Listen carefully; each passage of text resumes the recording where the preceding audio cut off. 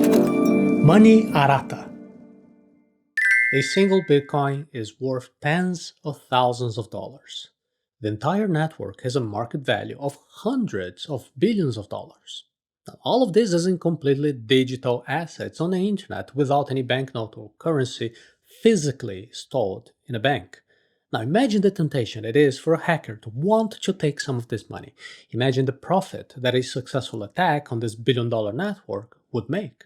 Imagine how many people have tried to attack Bitcoin from 2008 to today. Even with a billion-dollar prize pool in hand, no hacker has managed ever to successfully attack the Bitcoin network, and probably none ever will. Bitcoin security is simple to understand. All transactions are verified, and once confirmed, they are immutable. Basically, that is all you need to know. Now, you want a more detailed explanation of the system of checks and confirmations. Bitcoin has the greatest computing power on planet Earth, dedicated to making this network completely immune to attack. At the heart of this defense system is a technology known as proof of work. This is not financial advice. Please read the full disclaimer before proceeding. Transactions on the Bitcoin network are organized into blocks by miners, and once confirmed, they are immutable. To understand how Bitcoin is so secure, you need to first understand the basic work of miners. Some people think of miners just as people earning Bitcoins, but actually the most important role of the miners is to organize the Bitcoin network securely. Before we get into the details, let's first understand the general process. For example, imagine that you want to make a Bitcoin transaction, sending some Bitcoins or a fraction of Bitcoin to someone else.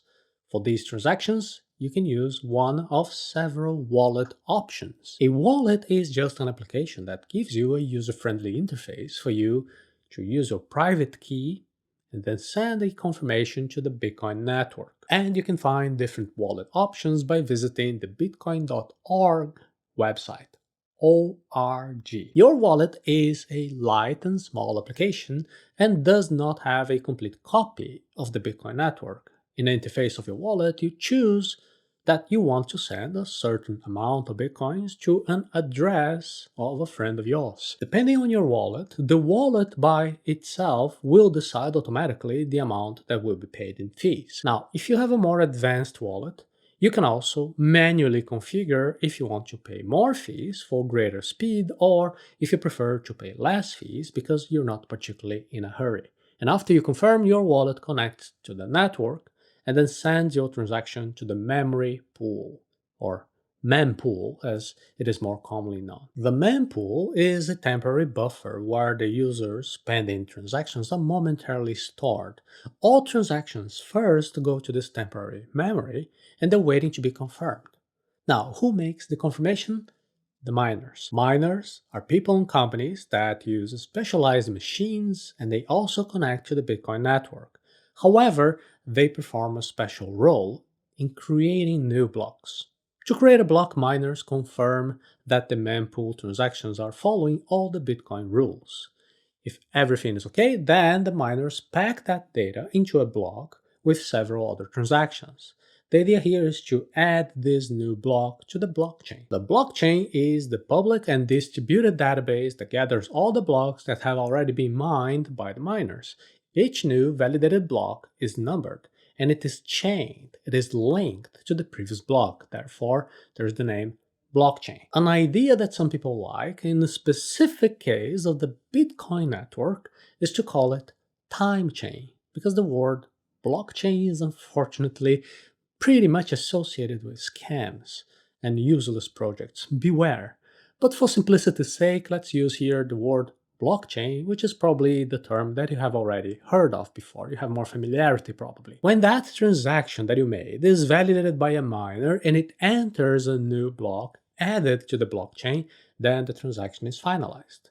After having confirmations from other nodes, other network participants, it is permanently registered on the blockchain. It can never be changed again. Got it so far? This is the general idea. Let's just repeat to be very clear. For you to send or receive Bitcoins, you can use a simple app, a wallet, to make setting up your transactions easier. For example, your transaction has a lot of information like the signature information, who's paying, who's receiving, the amount of bitcoins being transacted, and also the fees. Your transaction first waits in the mempool until a miner includes it with a valid block along with other transactions. And if other points on the network confirm that everything is really right, then this block is permanently registered securely on the blockchain. The transaction is final and fraud proof. Now, although this simplified description will help you to understand the general functioning of Bitcoin, now you probably have new questions in your head. What is so special about a miner? What kind of verification do miners perform to ensure security? How does the miner earn bitcoins doing all these activities? There are rules for a transaction to be considered valid. Could you spend more than what you have?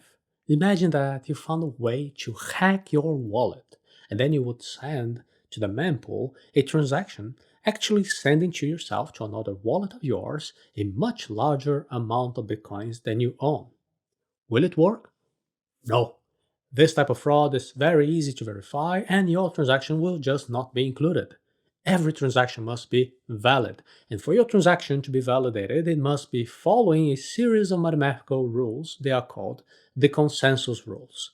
Miners check whether you are trying to send more bitcoins than you have in your wallet, for example. They check that the transaction has a valid digital signature. They check that you're not trying to do the same transaction twice. As the rules are mathematical, all this checking is automatic. They're done by computers in a fraction of a second, without any human intervention. Are you starting to understand the important role that the miners play in ensuring that the Bitcoin network is secure? The miner will prepare a block with several transactions for this block to be registered forever on the blockchain. In return, they will receive a reward in Bitcoins. And to do all of this, the miner needs to present the proof of work. There are rules for a block to be created and confirmed. So far, we've understood that you use your private key through a wallet app, and then you send transactions to the mempool. Now, the miner is the one who will include your transaction along with several others by putting them inside of a block. By doing so, the miner earns a reward in bitcoins and also receives the fee for all the transactions that he managed to fit inside of this block. And then the entire network will check if everything's okay and will keep it forever in the blockchain. Now you might be thinking that the miner apparently has some incentive to create as many blocks as possible. Now, how can we be sure that the miner is following all the rules? For the answer, you need to remember that Bitcoin is a peer-to-peer network. The other points, the other nodes in the network, they can verify all the information. You can do that. And if something is not right, the block will be rejected. Let's understand this in more detail. Think of the block as a box. Each transaction is like a sheet of paper with information about each transaction. So there is a maximum number of sheets that can be fit inside of the box, right? In that box, the miner needs to put some type of a label, a tag, with a special code that proves that he has worked hard enough dedicating machines and electricity. If this special code is wrong, the block will just not be accepted by the network. Proof of work is code that is difficult to discover, but it is easy to prove whether it is valid or not. To understand how this works, you need to understand two other components that make Bitcoin's design simple and brilliant: the hash function and the difficulty adjustment. A hash is a mathematical function that helps you to build a system with hard to find but easy to verify numbers. A hash function is an algorithm that maps, converts variable length data into fixed length data. The values returned by a hash function are called hash values, or simply hashes. The hash function on the Bitcoin network is called SHA-256. It is a cryptographic function that returns a 256-bit long number. When you enter a certain code into the hash function, it will always return a 256-bit number. Whoa, I know it is complicated. So far, I'm pretty sure that everyone understood the explanation, and just let's recap. To make a transaction in Bitcoin, you use your private key through an app.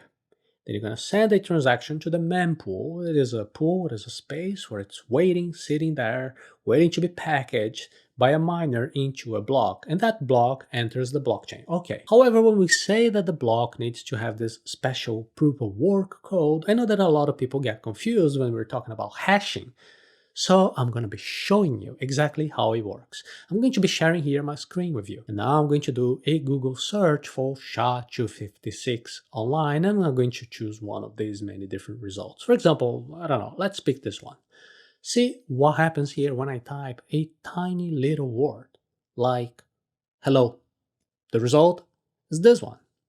It is a long and difficult code for me to be reading for you here. So now you can imagine that this algorithm is basically turning a short word like hello into something big and complicated. It is expanding and scrambling, right? Wrong. The result is always the same size, no matter if the source is a short word like hello, or could it be a whole book, or could be, I don't know, the summary of the Bitcoin white paper. See what happens if I copy and paste the contents of the abstract, which is the summary of the Bitcoin white paper. The result is this one, which is also a long code, but very interestingly, it is the same length as when I wrote just hello. And a small change, like just adding a comma or removing a space or a line break in the original content, also makes the result completely different. Is it not interesting? This is fascinating. It is pure mathematics. If you're interested in that, I'll give you 2 tips. The first tip is easier, it's just to watch a movie. The movie is The Imitation Game of 2014 that tells a little bit about Alan Turing. Now, the second tip is for those who want to go deeper. You can read the book, The Code Book, which tells much more about the story of Alan Turing, the Enigma machine, but also about the first ciphers in human history and the fundamental role that they played creating, shaping the world as we know it today. You'll see mathematics in a very different light after reading this book. But going back to the hash function, the important thing was for you to understand here, with me sharing my screen with you, that a single different letter already completely changes the final result. Let's now understand what the difficulty is. Suppose that I say to you to create a valid block on the Bitcoin network, and that the condition is that your hash needs to start with the number 0. So coming back here, I'll show you a simplified way of how the transactions would look like. And now imagine that I am the miner, and I see that there are only 2 transactions in the mempool. Okay, everything is very simplified. There's a transaction from Alice's wallet sending 0.02 bitcoins to Bob, and she's paying 0.00001000 bitcoins, or also known as 1000 satoshis, and there is also a transaction from Carol sending 18 bitcoins to Dan, paying 0.00003000 bitcoins, or 3000 satoshis. Oh, and there is also one extra special transaction that for me, as I am the miner, I write that for me there is a reward of 6.25 bitcoins, which is the default reward at the moment, and I will also add the fees for myself. So for me it goes 6.25004000 bitcoins. Now obviously that is not how it looks like in the mempool. The names of the people do not appear. The system is not really anonymous, completely anonymous, but it is pseudonymous with codes that represent the addresses of each participant. I'm simplifying everything here to make it very easy for you to understand. That's my job at Arata Academy. So you can see here, Seichi will receive 6.25 bitcoins.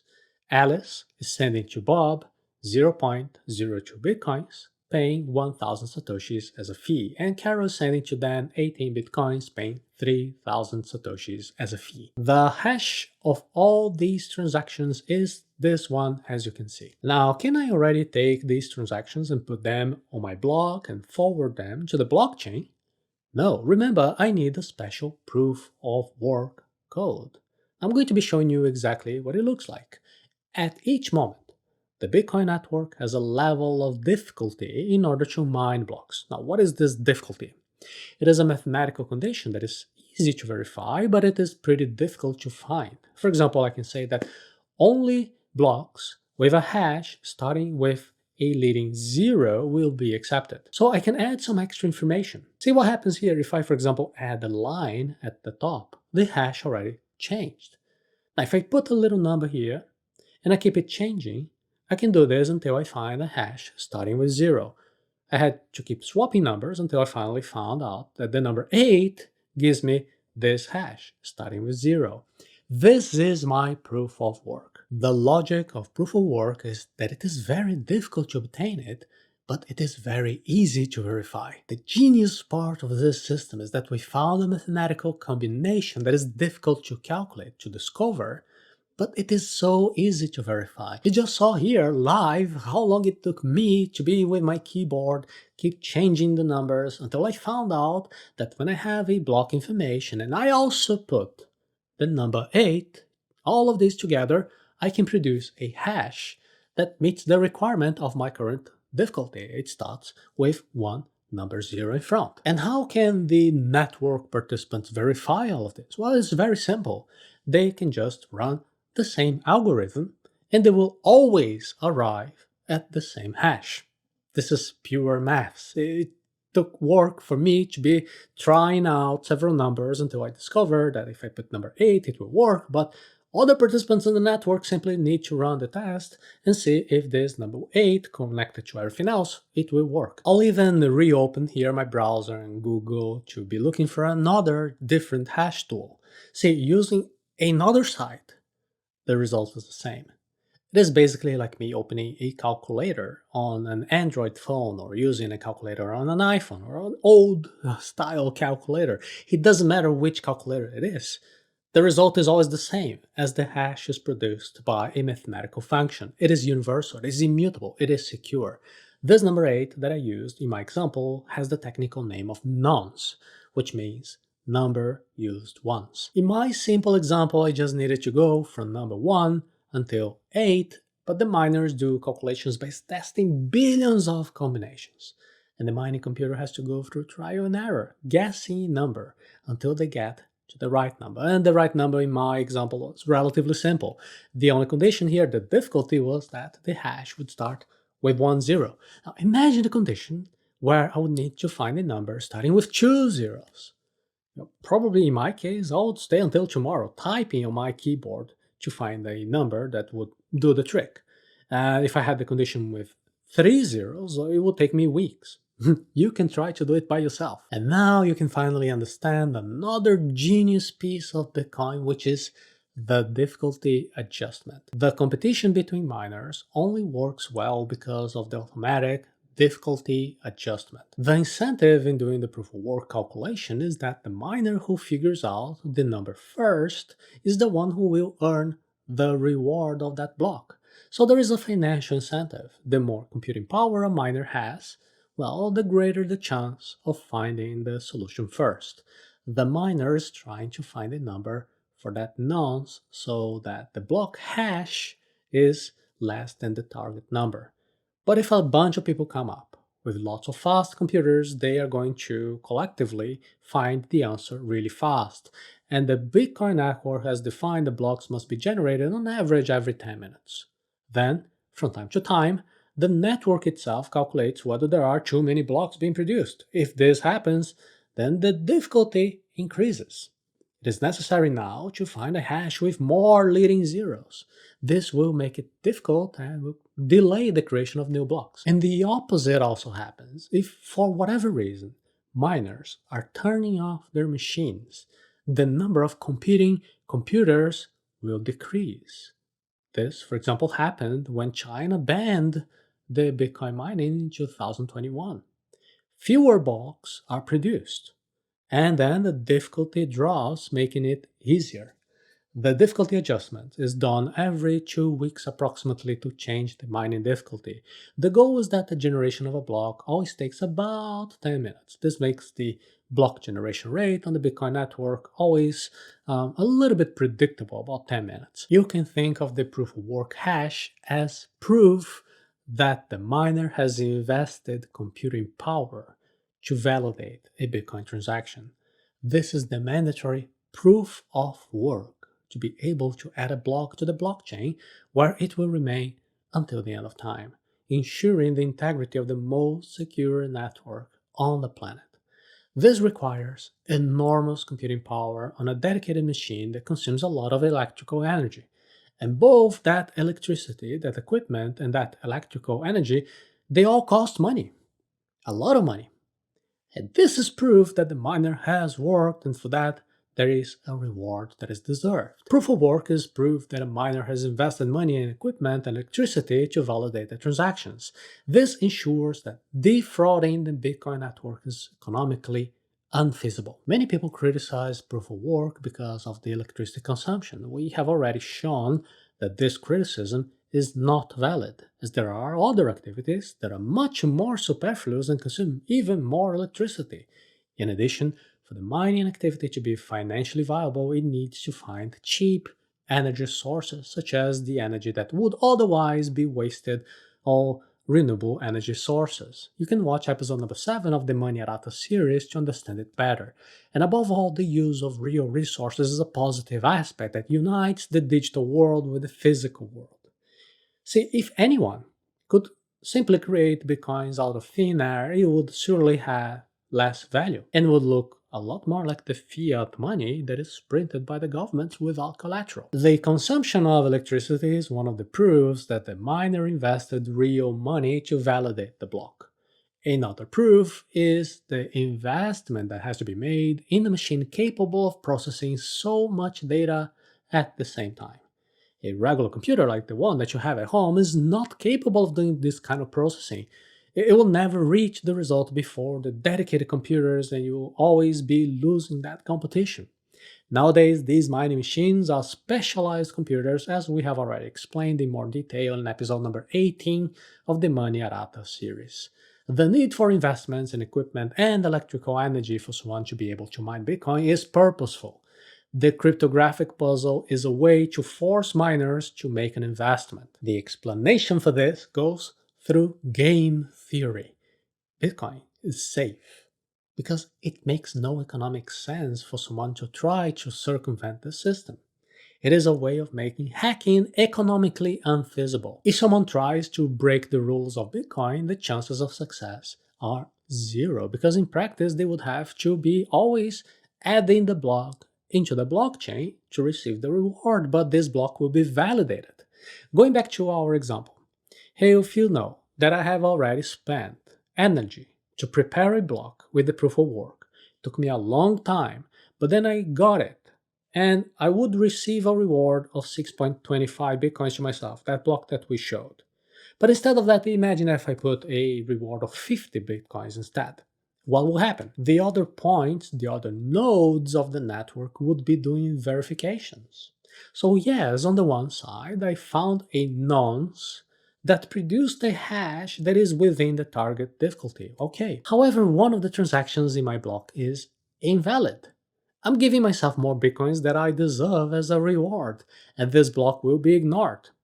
And I just lost money on electricity and time. Therefore, it is all my interest as a miner to play by the rules. And this is a brilliant way to secure the network. There is even some speculation suggesting that Satoshi Nakamoto was the mathematician John Nash, made popular by the film A Beautiful Mind. John Nash has made enormous contributions to game theory. From a game theory perspective, Bitcoin is elegant and robust. There is no economic incentive for anyone to try to circumvent the rules of the system. Miners work by the rules because that is the best thing that they can do, even from a selfish perspective. The first one to validate a block receives the reward, and if that block is rejected later, they will have just wasted electricity. As long as this reward is greater than the investment needed to mine, there will always be miners working. Proof of work makes Bitcoin the most regulated financial system on the planet. Miners know that if they try to include a single transaction in a block that didn't follow the rules, or if they try to circumvent the system in any way, they will end up losing all the high investment that they made in equipment and in electricity. This is because the block with any fake transaction will simply be rejected. It will not be entering in a blockchain. A block with any irregularity will be rejected 100% of the time because Bitcoin rules are enforced by the power of mathematics. You can even use an old computer with a normal internet connection and still be able to run a node in the Bitcoin network. And your node will be able to check if the blocks produced by the miners are good. If the block is not perfect, it will be rejected. And the best part of it all is this: there is no need for a trusted entity with centralized power. Now, why is this an advantage? You might remember. It is that there is a vulnerability in a system that has an authority like a central bank or a minister of economy.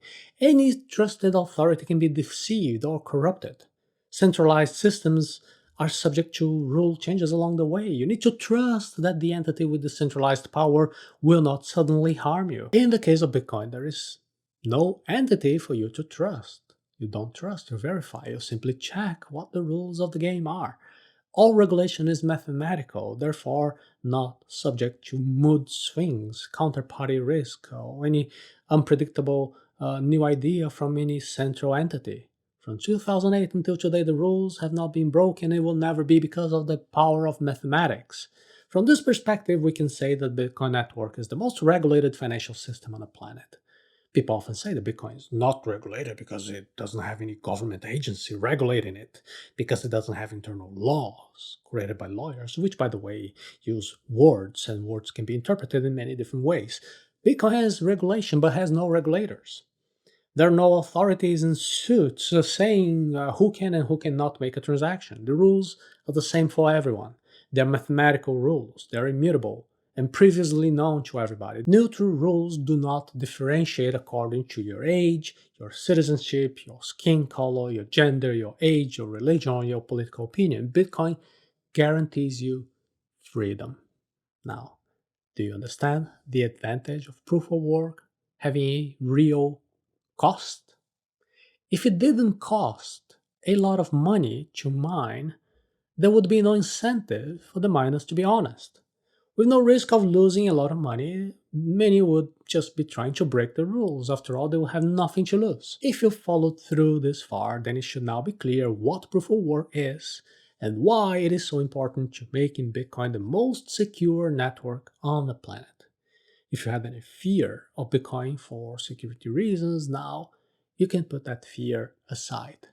If you want to have a more structured, didactic, and targeted knowledge, you can also take the course Diamond Hands at Arata Academy. In this training, you learn in an easy to understand way everything that you need to know about investing safely. You can learn more about the Diamond Hands course by visiting arata.se/Diamond Hands. In short, it makes no sense for someone to try to circumvent the Bitcoin system because, well, if they do, they'll surely lose money. Anyone who has the resources to attempt some hostile action will likely have a greater incentive to honestly participate in the Bitcoin network to receive the same rewards as other participants. That is why, to this day, no one has ever managed to hack Bitcoin, and you can say they will never be able to. You know why? Because the blockchain is immutable. The deepest aspect of proof of work is making the blockchain immutable forever. In addition to protecting Bitcoin from fraud, proof of work has an even deeper aspect, which is making the blockchain immutable. The blockchain cannot be changed, not now or ever. This ensures that Bitcoin will never be hacked or controlled by anyone. If I send you some Bitcoins in a transaction and it is properly validated on the blockchain, that transaction becomes immutable. The amount of computing power and electrical energy invested in the entire blockchain makes it impossible to go back and change history. Remember that I said that the blockchain is a public database containing data blocks, and each chained to the previous one, and each of these blocks with the data of all validated transactions have already been carried out. For an attack to happen, this fraudster will have to recreate the entire original blockchain. You will also have to reinvest the several billion dollars that have already been spent on equipment and electrical power to present the necessary proof of work. And also, the fraudster will also have to continue mining new blocks to sustain the fake chain forever, as the network always follows the longest chain, the chain that has the most proof of work, the one which had the most investment. Therefore, sustaining a false chain is completely unfeasible economically and technically. We can even say without exaggeration that money on the Bitcoin network is better protected than it would be in the safest bank in the world. This is one of the biggest successes of Bitcoin security. There can only be one valid blockchain, a single blockchain. Even if a miner dominates 51% of the Bitcoin network, he can still not successfully defraud the system. Some people say that if a single individual or group of people working together would conquer 51% of the power or more than half of the machines on the network, they could rig the system. But even that is practically impossible. First of all, there is no equipment available in the world today for someone to master more than half of the mining machines. And second, the fraudster will have to invest so much that it would even end up undermining the very credibility of Bitcoin. They would ruin the value of the coins that they're trying to spend billions to defraud. The rest of the network wouldn't be sitting idly watching passively a single miner dominate more than half of the machines in a hostile way. That would make the news, and many people sell their bitcoins, driving down the price and thus ruining the fraudster's plans. In short, it is impossible for anyone to have the resources to make a profit by adding fake transactions and sustaining a fake chain long enough to turn that chain into the main chain. That is why Bitcoin is the most secure network on the planet. It is immune to any attempt at fraud or concentration of power. There will never be a central authority on Bitcoin changing the rules or issuing unpredictably new units of the currency and thus devaluing, diluting the money that you already have. The issuance of the new units of currency is done by the miners who get a valid proof of work. When a miner is the first one to successfully create a block that is valid, they insert that block into the blockchain and is remunerated by the fees that are paid by all the people who are making transactions and also with the Coinbase reward. That's the reward transaction. The reward transaction is not just there to be incentivizing miners to keep working and promoting the Bitcoin security, the network. The reward transaction is also the way that the new Bitcoin units are distributed. Instead of having a central authority that decides by arbitrary criteria when to issue new coins, in Bitcoin this issuance is done according to the mathematical rules that are previously known to everybody. This prevents inflation from occurring in the Bitcoin network. The Bitcoin that you have will never lose value to unforeseen Bitcoin inflation.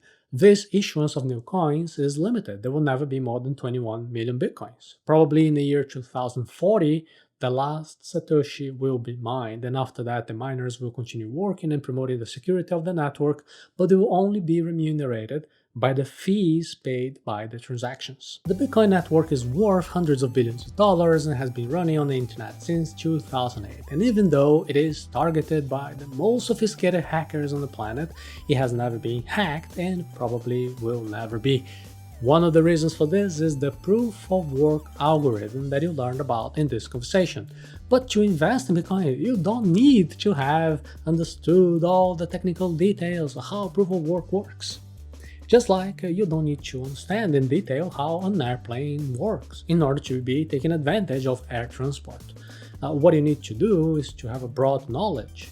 Just understand the basics of how Bitcoin works and how you can invest. And one of the best ways for you to do this is to know the Diamond Hands course and learning how to invest in Bitcoin in a safe and easy to understand way. And you can learn more about the Diamond Hands course by visiting arata.se/Diamond Hands.